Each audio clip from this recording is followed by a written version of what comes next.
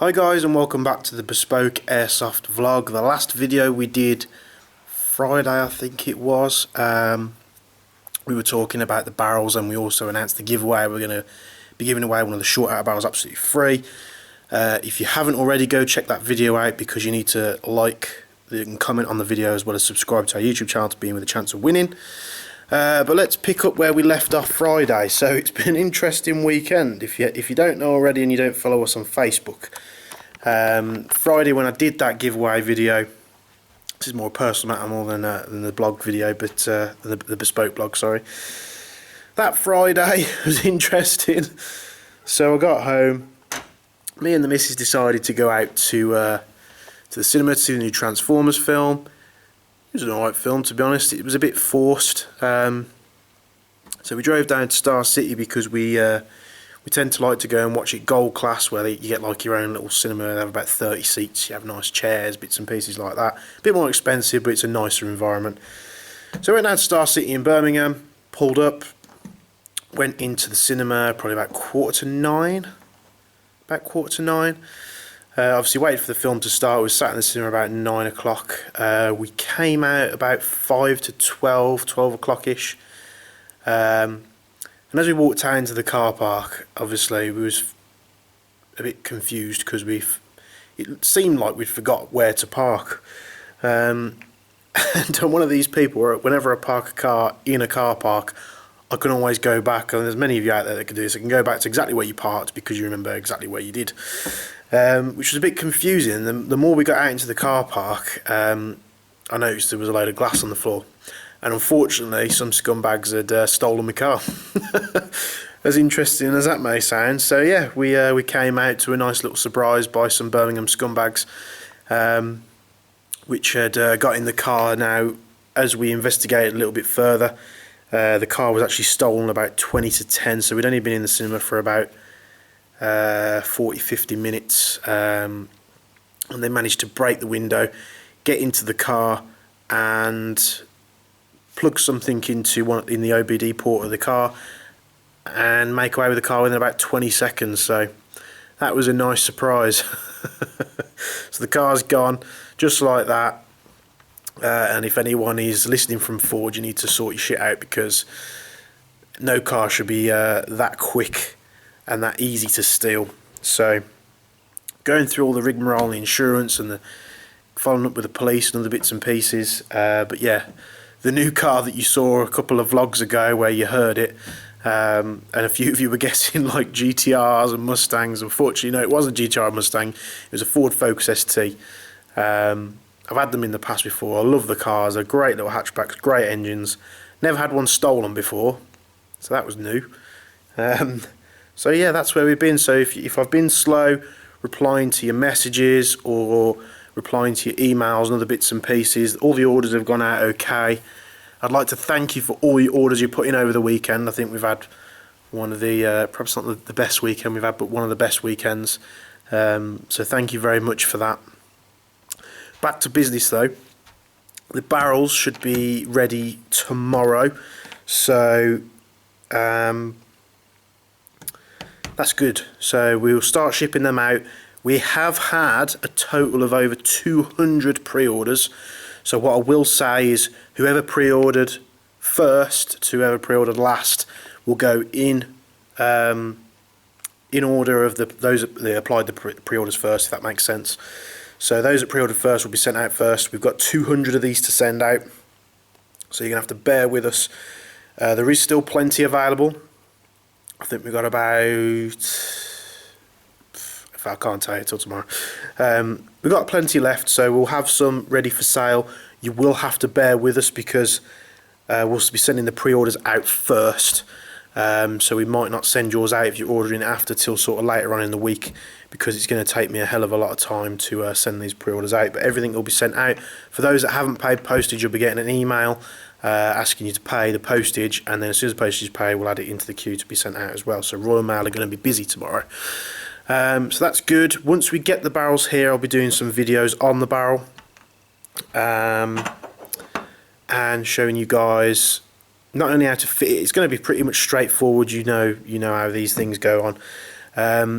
but I'll be going into further detail about the barrel, how we've made it, how we've designed it, and certain things that you may think we've done that we haven't done, but there's good reasons for it.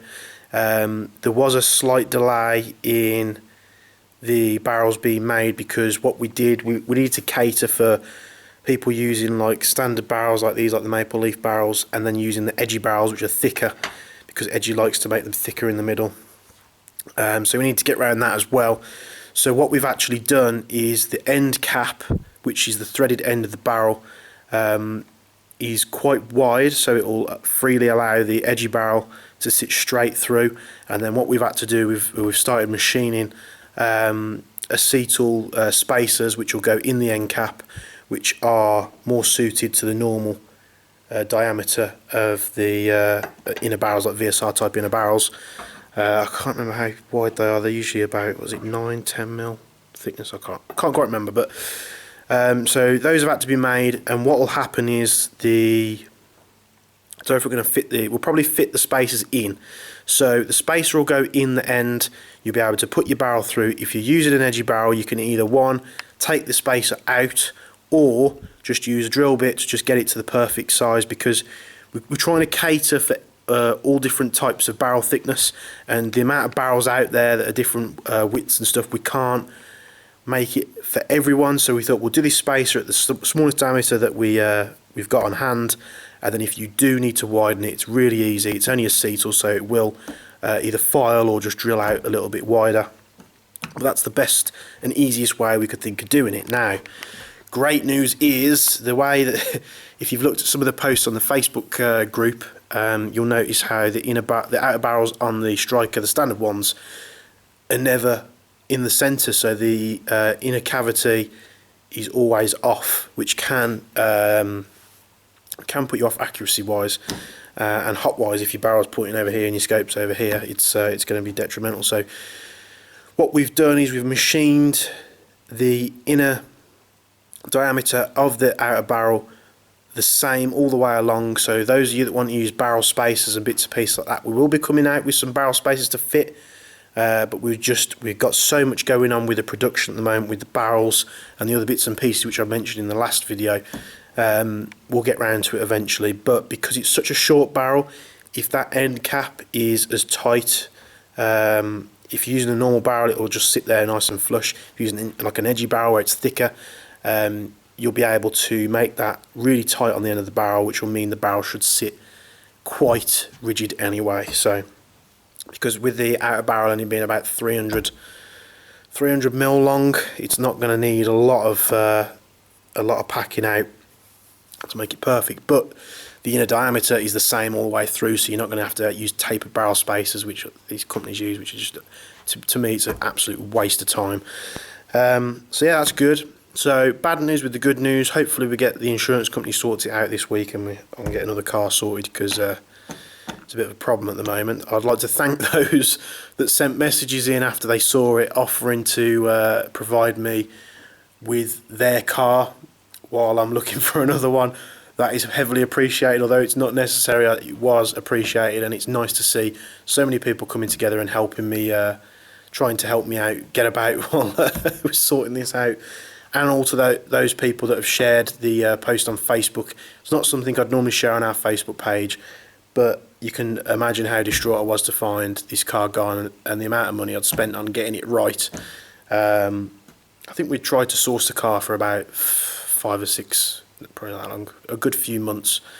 Once we found the car that was perfect, it was spending the money on getting it right, getting all the servicing done, and there was still a few bits that needed to be done on that car in regards to, I think it needed a new drive shaft and bits and pieces. So let's hope the scumbags are a bit displeased with that. So thanks for tuning in again to the vlog. I'll do another vlog tomorrow once the barrels are here, and we'll be doing in-depth videos on the barrels and how to fit them and other bits and pieces.